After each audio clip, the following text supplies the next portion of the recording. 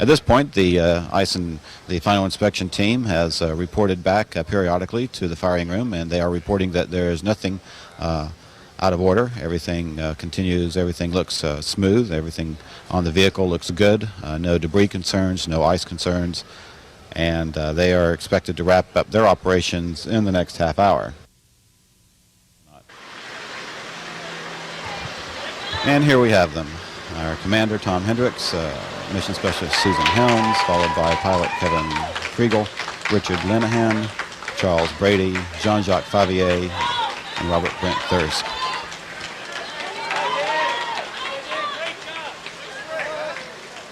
We're in the middeck now, and Max Candler, who's the suit tech, and he is strapping in Chuck Brady, who's sitting in the MS3 seat.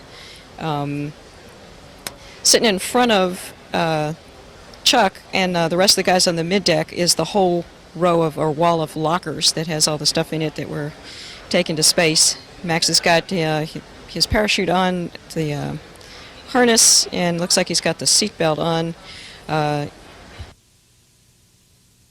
OTC, MS3, comm check. MS3 is OTC, I got you loud and clear. How many? OTC, MS3, got you loud and clear. Good morning, Roberta. Morning, Chuck. Looking good on that camera. Waiting in the white room is the final astronaut who will be boarding the vehicle today, Jean-Jacques Favier of the French Space Agency. And Columbia, you guys have a good mission, and we'll see you back here in about a little over 2 weeks, and have fun on your mission, Tom. So thanks, Jim.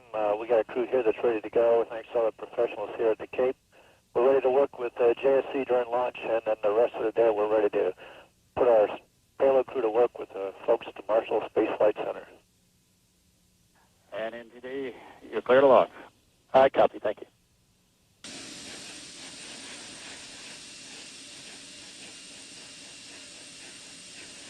A final test of the flight control surfaces is now being conducted. This is a program pattern of movements designed to verify the readiness for launch of the engines and other flight control surfaces. And the main engines are being gibbled for a final test before launch. Flight crew, OTC, close and lock your visors and initiate O2 flow. Have a great flight and have more fun than a barrel of monkeys. Thanks a lot, Roberta. We got the visors down to pseudo 2 on, and we are going to have a good one. Yeah, let's go for ET, LH2 pressurization. 10, 9, 8. We have a go for main engine start. 5, 4, 3, 2, 1. And we have liftoff of the Space Shuttle Columbia on an international life science and microgravity mission. Houston now controlling the flight of Columbia. Houston, Columbia is in the roll program. Roger, roll, Columbia. Columbia completes the roll to place the shuttle in a head-down, wings-level position for the 8.5-minute ride to orbit.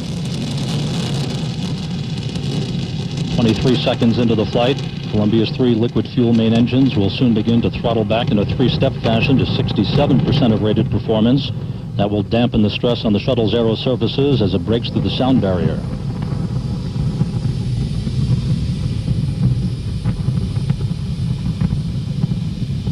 "45 seconds into the flight, Columbia already traveling at 711 miles per hour, 2.5 miles downrange from the Kennedy Space Center. The 3 engines now beginning to rev up to full throttle, 104% of rated performance. Those main engines, along with Columbia's 3 fuel cells and 3 hydraulic power units, all functioning normally. Booster officer here in Mission Control standing by for solid rocket booster shutdown and separation about 5 seconds from now.